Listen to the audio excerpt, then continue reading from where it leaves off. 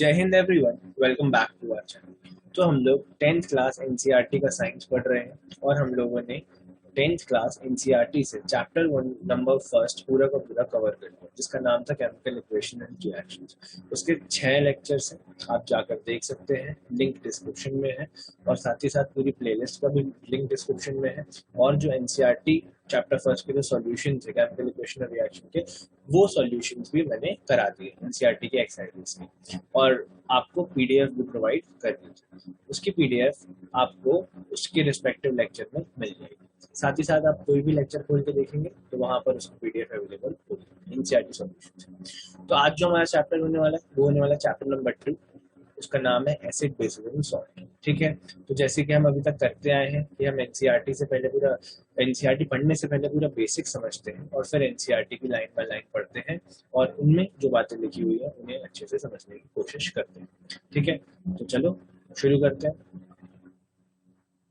हाँ, तो मैं यहाँ पे आपको स्क्रीन शेयर करके दिखाता हूँ। ठीक है, तो अब आपके सामने खुल चुकी है हमारी बहुत ही प्यारी बुक एनसीईआरटी। ठीक है, तो यहाँ पे दिया chapter 2 acid bases and salts. ठीक है, you have learned in a previous classes that a sour and bitter taste in food are due to acids and bases. ठीक है, तो आपको याद हो या ना हो, पर एनसीईआरटी ऐसा बोलती है कि आपको याद होना चाहिए कि आपने क्लास 7 में या उससे भी पहले या उसके भी बाद आपने कुछ चैप्टर्स पढ़े हैं जहाँ पे उनका नाम भी एसिड बेसिस एंड सॉल्ट था और वहां पर ये बताया गया आपको कि जो एसिड्स होते हैं वो सारिन टेस्ट होते हैं। एग्जाम्पल के तौर पर अगर आपको देखना हो तो आप टेस्ट कर सकते हो किसके साथ में, लेमन के साथ में। ठीक है, तो लेमन को जब आप खाओगे, जब लेमन का जूस आप टेस्ट करोगे तो वो आपको कैसा मिलेगा, सार मिलेगा। ठीक है, क्योंकि वहां पर क्या प्रेजेंट है, सिट्रिक एसिड प्रेजेंट है। ठीक है ना, क्या प्रेजेंट है, सिट्रिक एसिड प्रेजेंट है। आपको मैं लिख देता हूँ सिट्रिक एसिड। ठीक है, इसके बाद अगर आपने खाया हो इसको, आपने खाई हो इमली, इमली नाम सुना होगा आपने, है ना, टर्मिन बोलते हैं जिसे इंग्लिश में। तो इसमें क्या मिलता है आपको, टार्टरिक एसिड मिलता है। ठीक है ना, टार्टरिक टार्टरिक एसिड। ठीक है ना, टार्टरिक एसिड मैं यहाँ पे लिख देता हूँ। ठीक है, इसके बाद क्या, आपने कुछ और भी खाया हो, जैसे टोमेटो खाया हो, टोमेटो भी हल्का सा सारिन टेस्ट होता है। ठीक है, टोमेटो में क्या मिलता है आपको, ऑक्जेलिक एसिड मिलता है। क्लियर है, समझ पा रहे हैं आप? अच्छा, उसके बाद अभी कोरोना के टाइम पर सब लोगों के दिमाग में एक बहुत ज्यादा चीज भर दी गई, वो ये कि अपनी इम्यूनिटी को बूस्ट करो। एकदम सही बात है। और इम्यूनिटी बूस्ट करने के लिए सब लोगों ने क्या खाना स्टार्ट की, लिम्सी टैबलेट खाना स्टार्ट की, या हमने बोला विटामिन सी खाना स्टार्ट किया हमने। ठीक है,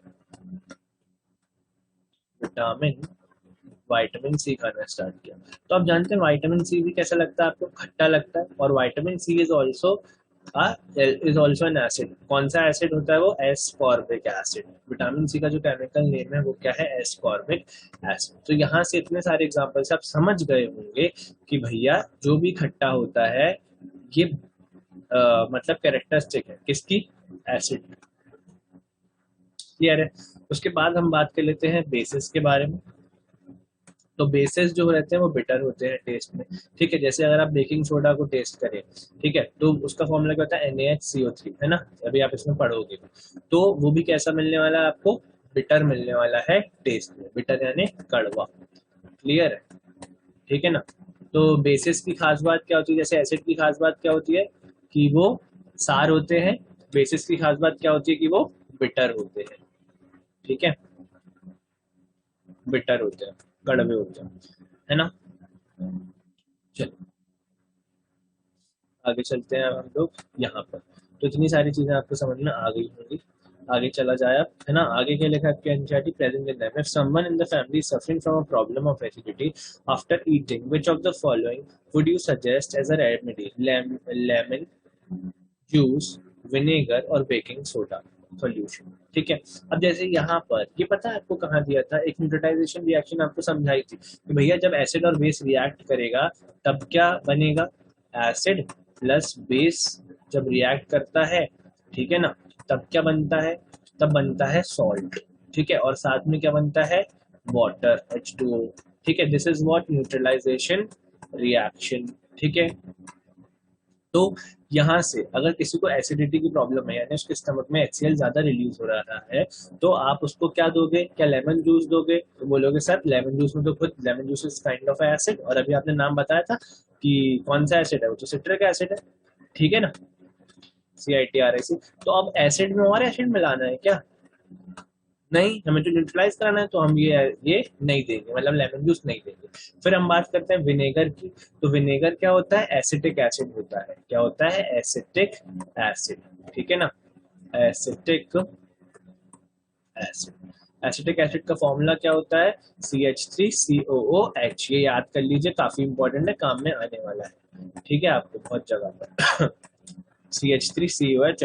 और बहुत बार 10th के बोर्ड एग्जाम में पूछा भी गया है, ठीक है ना, 10th बोर्ड में पूछा भी गया है कि एसिटिक एसिड का फॉर्मूला क्या होता है, तो आपको पता होना चाहिए, ठीक है, CH3COOH, ठीक है। चलो आगे चलते हैं। तो भैया ये भी एसिड हो गया, तो ये नहीं देंगे। फिर आया बेकिंग सोडा। याद है मैंने आपको बेस के एग्जांपल में क्या बताया था? यही तो बताया था, बेकिंग सोडा, और इसका फॉर्मूला भी बताया था। क्या होता है? NaHCO3, ठीक है, NaHCO3, क्लियर है। तो इसका सॉल्यूशन दोगे क्योंकि ये बेस है, ठीक है ना, तो वहां पे एसिड बेस रिएक्शन होगी और अल्टीमेटली क्या बन जाएगा? सॉल्ट बन जाएगा, और यहाँ पर हमारा H2O भी रिलीज होगा, और अल्टीमेटली जो एसिड है वो क्या हो जाएगा? न्यूट्रलाइज हो जाएगा। This reaction is what? Neutralization reaction, ठीक है ना, समझ गए? मेरे ख्याल से समझ गए होंगे, ठीक है। तो देखो कितना लिंक है ना। आपने तब अगर ढंग से पढ़ लिया होता, हो सकता है कुछ बच्चों ने पढ़ा भी हो अच्छे से और उन्हें आता भी हो, लेकिन जिसने नहीं पढ़ा होगा वो सोच रहा होगा ना कि यार काश में तब अच्छे से पढ़ लेता। तो इसीलिए आप हर एक क्लास को बेस मान के चलो कि नेक्स्ट क्लास में काम आने वाला है। हर एक क्लास एक सीढ़ी के समान है, ठीक है ना, एक सीढ़ी के समान है। जो आप यहाँ पढ़ोगे वो आगे जाकर काम में आएगा, ठीक है, समझ गए ना। हर एक क्लास किसकी तरह है? सीढ़ी की तरह। मैंने सीढ़ी भी पढ़ा, ठीक है। चलो आगे चलते हैं, ये सारी चीजें समझ आएंगी।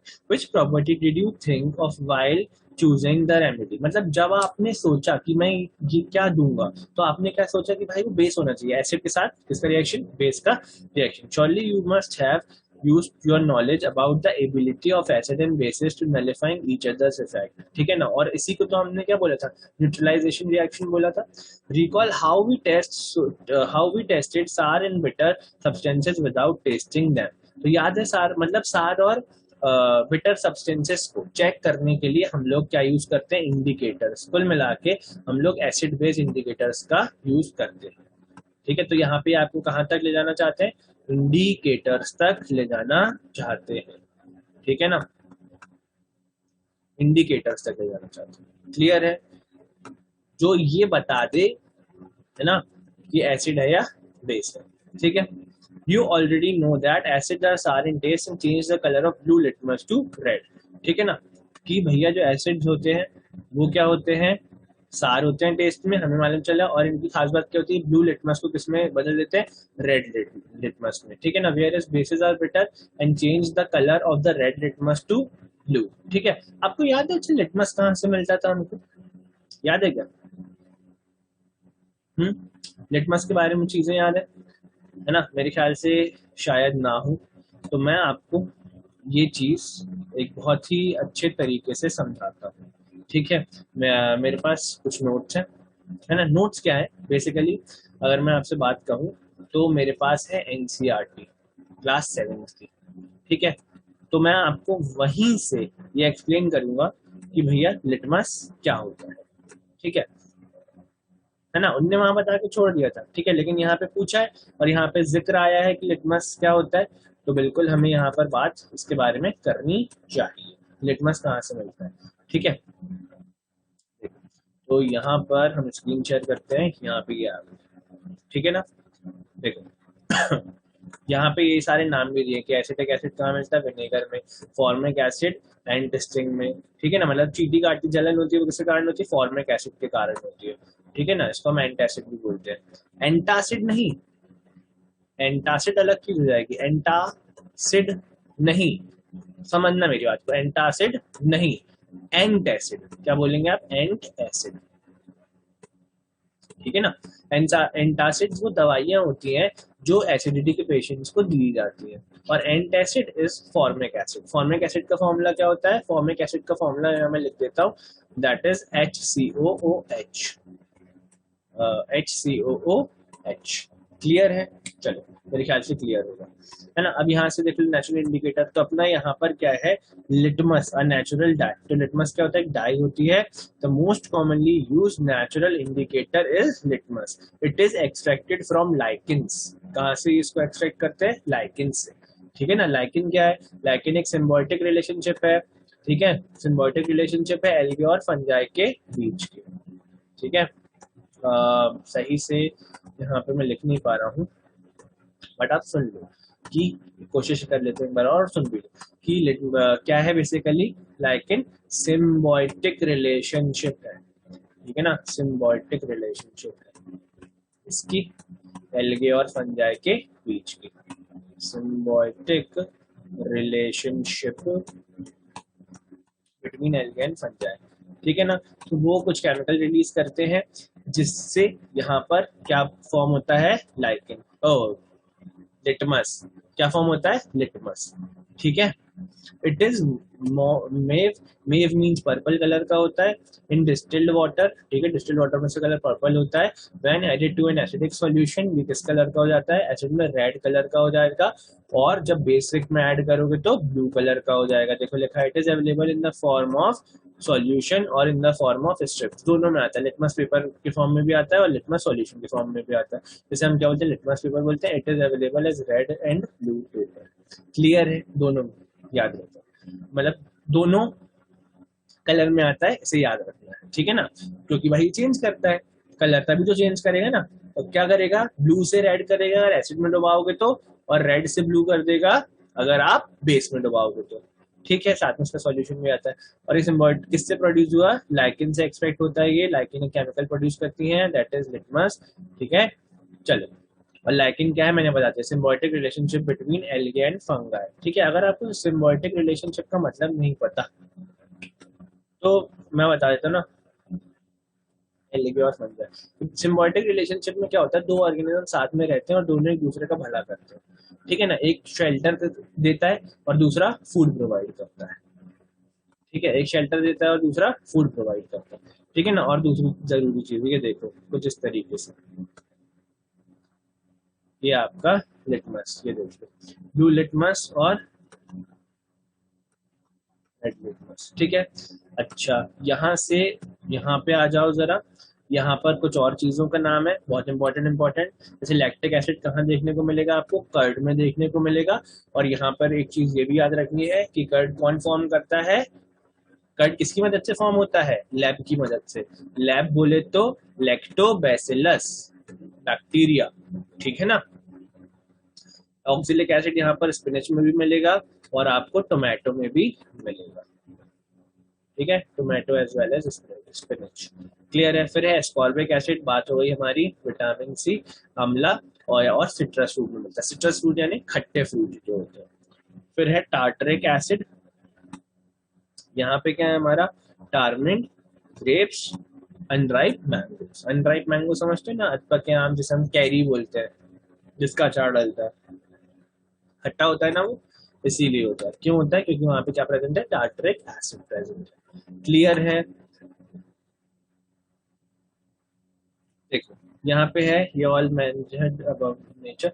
अब यहाँ पे नेम ऑफ बेसेस, अब कुछ बेस के नेम, जैसे कैल्शियम हाइड्रोक्साइड, ये क्या होता है? लाइम वाटर होता है।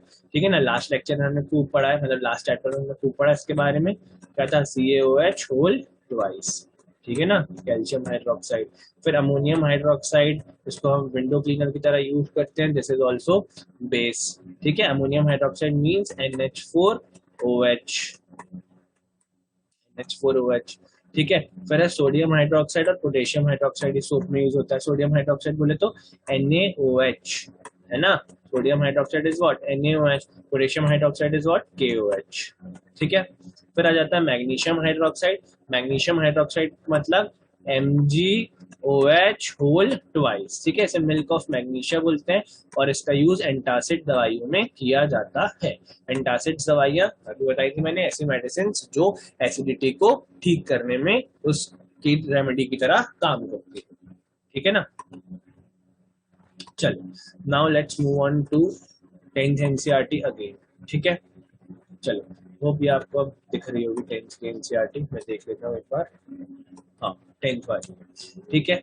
अच्छा, अब यहाँ से समझ में आ गया ना लिटमस कहाँ से मिलता है हमें। लाइकिन से मिलता है, एक डाई होती है, पेपर के फॉर्म में भी आता है, सॉल्यूशन के फॉर्म में भी आता है, और अल्टीमेटली है क्या, इंडिकेटर है, ठीक है ना। ये देखो लिखा हुआ है यहाँ पर, सारी बातें लिखी हुई है। Whereas bases are better, सब तो होगा।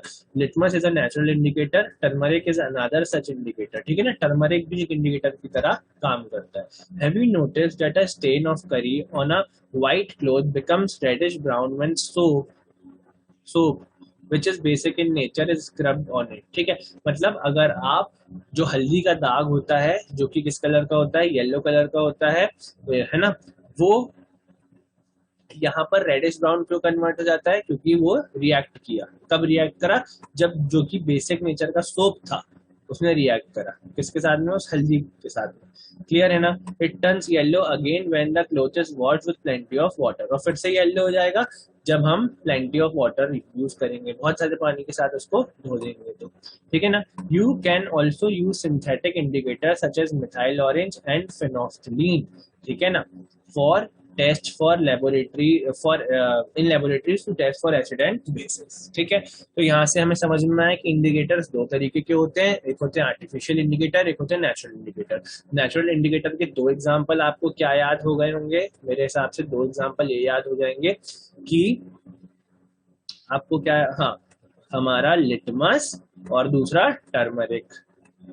लिटमस और क्या, टर्मरिक, ठीक है। मैं यहाँ पे लिख देता हूँ टर्मरिक। टर्मरिक, टर्मरिक बोले तो हल्दी, है ना। और लिटमस तो जानते हो एक डाई है, नेचुरल इंडिकेटर है, लाइकिन से मिलता है, अब तो सब कुछ जानते हो इसके बारे में, ठीक है। बहुत सारी बातें जानते हो, ठीक है। और जो हमारे, ये हमारे, मैं लिख देता हूँ यहाँ पे नेचुरल, और जो हमारे आर्टिफिशियल हैं वो कौन है, फिनोफ्थलीन और मिथाइल ऑरेंज, ठीक है ना। ये रहे मिथाइल ऑरेंज, फिनोफ्थलीन, ठीक है। इन सब का यूज हम करते हैं एसिड बेस के टेस्ट के लिए।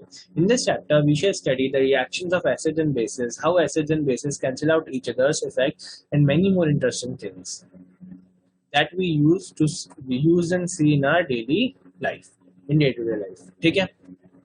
तो इस चैप्टर में हमें यही सब कुछ पढ़ना है, ठीक है। न्यूट्रलाइजेशन रिएक्शन के बारे में तो आप जानते हो, एसिड और बेस की रिएक्शन होती है जिसमें सॉल्ट और वाटर बनता है, ठीक है ना, और एक दूसरे का इफेक्ट इनका क्या हो जाता है, न्यूट्रलाइज हो जाता है। देखो, litmus solution is a purple dye which is extracted from lichen, a plant belonging to the division of Thallophyta, and is commonly used as indicator, ठीक है। When the litmus solution is neither acidic nor basic, its color is purple. There are many other natural materials like red cabbage leaves, turmeric, colored petals of some flowers such as hydrangea, petunia, and and geranium, ठीक है ना। इसको क्या पढ़ेंगे, geranium, geranium, clear है। पिट्यूनिया भी हो गया, आपको समझ में आ गया, जेरेनियम, ठीक है। क्लियर है, मेरे ख्याल से क्लियर होगा। इसके बाद क्या है यहाँ पर, which indicate the presence of acid और base in a solution, these are called acid and base indicators and sometimes simply indicators, ठीक है ना। सारी चीजें मैं आपको समझा चुका हूँ, ठीक है। यहाँ पे एक वर्ड आया था थैलोफाइटा। थैलोफाइटा का मतलब होता है जिस ऐसे प्लांट्स जिनकी जो बॉडी होती है वो रूट, स्टेम और लीफ में डिवाइड, मतलब डिवीजन नहीं देखने को मिलता, लीफ, स्टेम और रूट में डिवीजन नहीं देखने को मिलता। और मैंने आपको बता भी दिया कि लाइकिन क्या है, लाइकिन कुछ भी नहीं है, लाइकिन क्या है, सिम्बायोटिक रिलेशनशिप है। क्या है, सिम्बायोटिक रिलेशनशिप है, किसके बीच का, एल्गे और फंगाई के बीच का। क्लियर है, मेरे ख्याल से क्लियर होगा, ठीक है ना। चलो, बहुत अच्छी बात है, आगे चले, आगे चलते हैं। इंडिकेटर समझ में आ गया आपको, ठीक है। अब यहाँ पे क्वेश्चन है, you have been provided with 3 test tubes, one of them contains distilled water and other two contain an acidic and a basic solution respectively। यानी आपके पास क्या दे दी गई है, आपको 3 टेस्ट ट्यूब दे दी गई है, ठीक है ना। एक टेस्ट ट्यूब में क्या है आपका, डिस्टिल्ड वाटर है।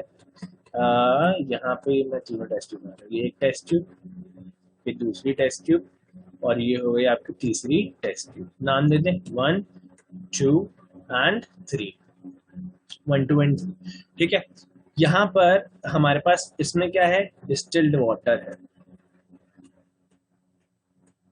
Distilled water. इसमें कुछ तो भी एसिडिक है, समथिंग इज एसिडिक, ठीक है, और समथिंग इज बेसिक, कुछ तो भी बेसिक, नहीं पता कि क्या है, ठीक है, बट है। फिर इसमें बोला respectively, if you are given only litmus paper, how will you identify the content of each test tube. तो सिंपल सी बात है, जब लिटमस पेपर आप डिस्टिल्ड वाटर में डालोगे तो इसी कलर का नहीं होगा, जानते हो ना, ब्लू कलर का रहेगा, सिंपली ब्लू कलर का रहेगा। ओ ब्लू बोल रहा हूँ मैं, माफ करना मुझे बहुत ज्यादा, पर्पल कलर का रहेगा, पर्पल, PURPL। डिस्टिल वाटर में कैसा रहेगा, पर्पल रहेगा। और अगर आप क्या करेंगे, इसको एसिड में डाल देंगे तो एसिड में किस कलर का हो जाएगा, रेड कलर का हो जाएगा, और बेसिक में कैसा हो जाएगा, ब्लू कलर का हो जाएगा। क्लियर है, समझ गए, है ना। और हम लोग यहाँ पर पता लगा लेंगे कि भाई जिसने रेड कर दिया है लिटमस पेपर को वो है एसिड, जिसने ब्लू कर दिया है वो है बेसिक, और जिसने पर्पल ही रहा वो है डिस्टिल्ड वाटर। क्लियर है। डिस्टिल्ड वाटर का पीएच कितना होता है, याद होना चाहिए। PH of distilled water is, बताओ। अभी खैर पीएच का भी कंसेप्ट हम लोग देखने वाले हैं, लेकिन आपको पता होना चाहिए pH of distilled water is 7। कितना होता है, 7, एग्जैक्टली न्यूट्रल, ठीक है ना, 7। क्लियर है। और एसिड के लिए क्या होता है, 7 से कम, बिलो 7, बिलो 7, और बेस के लिए अबव 7। ठीक है। अब इसके आगे chemical properties of acid and basis को हम लोग नेक्स्ट लेक्चर में कवर करेंगे। होप आपको ये सारी चीजें समझ आई हो। अगर समझ में, टाइम देख रहा था, अगर समझ में आती है तो बहुत अच्छी सी बात है, ठीक है ना। तो आप चैनल पे नए आए हैं तो आप चैनल को सब्सक्राइब भी कर दो, ठीक है। और अगर आप रेगुलरली वीडियोस देख रहे हो, सब्सक्राइब नहीं किया तो भी सब्सक्राइब कर दो। कोई परेशानी है, कुछ चीज़ें समझ नहीं आती हैं तो आप उसे कमेंट सेक्शन में लिखकर भेज सकते हो, मैं उसे और अच्छी तरीके से आपको समझाने की कोशिश करूँगा, ठीक है। साथ ही साथ डिस्क्रिप्शन में बहुत सारी यूजफुल वीडियोस का लिंक है, जो मैंने वीडियो के शुरू में भी बताया था, अभी भी बता देता हूँ, आप वहाँ से भी देख सकते हो अगर आपने प्रीवियस चैप्टर को कवर किया नहीं है, ठीक है ना। चलो, ओके, बाय बाय, है ना। हाँ यार, तो बस मैं ये कह रहा था कि अपना ख्याल रखो, अपने मम्मी पापा का ख्याल रखो, क्योंकि अभी कोरोना बहुत ज़्यादा फैला हुआ है, ठीक है ना। और हम लोगों को प्रिवेंट करके रखना है खुद को उसके अगेंस्ट,